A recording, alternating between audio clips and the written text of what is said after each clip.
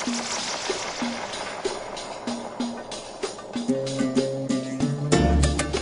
1851, in what is now known as Iraq, archaeologist and explorer Sir Austin Henry Layard discovered a library with 22,000 tablets containing what we know to be the earliest writings on Earth. The writings date back to over 6,000 years ago when the region was known as Mesopotamia, Sumer, and Babylon.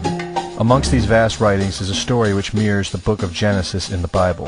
It tells a story of a great flood which reshaped the face of the planet Earth and all of her inhabitants. It tells a story of a tower built and the creation of the spoken word. One of these scrolls includes a star map of what appears to be a sun and its planets. The writings include detailed descriptions and maps of our solar system matching what we know today and beyond.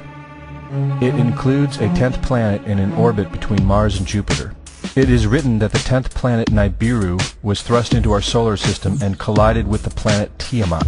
The remaining bulk of Tiamat over time became Eridu, the Earth as we know it, and the rest of her became the asteroid belt. In retrograde to the other 9 planets, Nibiru took orbit around our Sun in a long ecliptic or apogee. Lasting 3,600 years, it passes between Mars and Jupiter.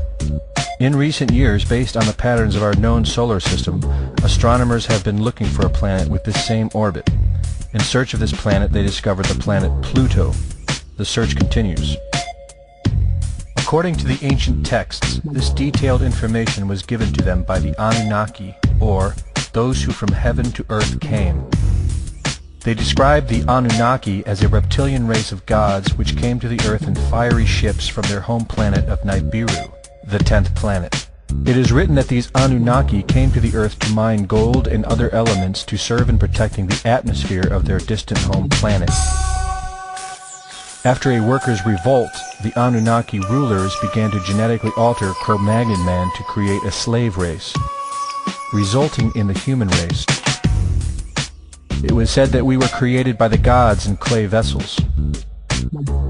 It is written that man was forbidden to depict the Anunnaki in their actual form. Just prior to the Great Flood, the bulk of the Anunnaki would return home, leaving numbers of them behind to watch over the earth. Anu was king. Assigned to Anu to heed his instructions. 300 in the heavens he stationed as a god. The ways of earth to define from the heaven. And on earth 600 he made reside. After he all their instructions had ordered, to the Anunnaki of heaven and of earth he allotted their assignments. This story of reptilian gods from the heavens creating man is not at all uncommon. It in fact can be found in most every region of our planet. In Japan, emperors claim descent from dragon gods who came from the sky. Australian Aborigines teach of a reptilian race which lives underneath the earth and governs over men. They believe they are descendants of a race of dragon human. China teaches the serpent queen Nukua interbred with man. India calls these reptilian gods Nagas and claim they seeded their royal families. Throughout the Middle East it is believed a serpent race created man. The book of Genesis tells of giants who came from the heavens to breed with the daughters of man. They are called the Nephilim. In Africa they call them Chitauri, children of the serpent. The royal kings of Africa claim descent from serpent gods who came from the sky. In South America, the Mayans teach that their ancestors were the people of the serpent. The Aztecs were said to be created by a serpent woman. In America, the Hopi Indians believe sky gods came to earth to breed with their women and refer to them as their snake brothers. The word Sioux means snakes, and Iroquois means serpents. It seems the only places you will not find this historical story is where the history has been methodically destroyed. The descendants of King Anu in Sumeria and Babylon can be traced throughout time.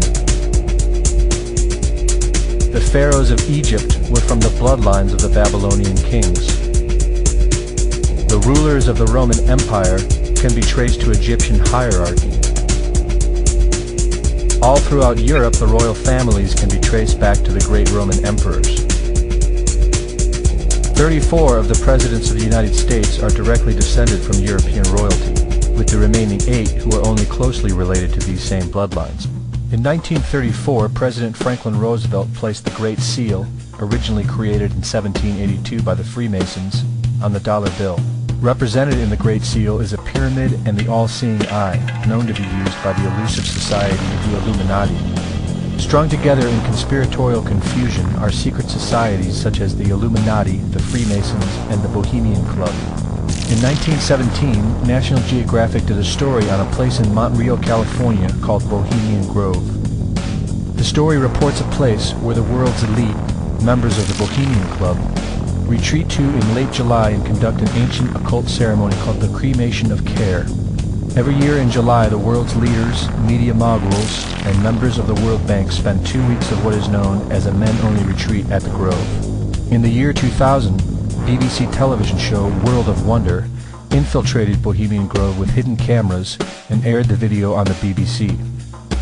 The video shows the large mass of men donning red and black robes and once again conducting the Cremation of Care ceremony. The altar is at the base of a 200-foot owl, the Babylonian symbol of the god Moloch, the god of human sacrifice. In the video, a body is delivered upriver to the altar where it is set on fire. Upon being aired, members of the Bohemian Club reported that the ceremony is a put-on, merely done for entertainment and fun. This history tells a story of our world leaders having a deep involvement in satanic tradition, worshipping our reptilian overlords, the serpent gods. It poses the possibility that we may be and have always been enslaved by our leaders, no different than sheep or cattle. There is an endless amount of information out there which supports this, but don't take my word for it.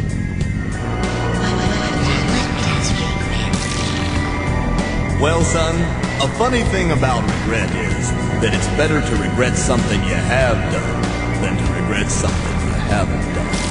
And by the way, if you see your mom this weekend, be sure and tell her, Satan! Satan!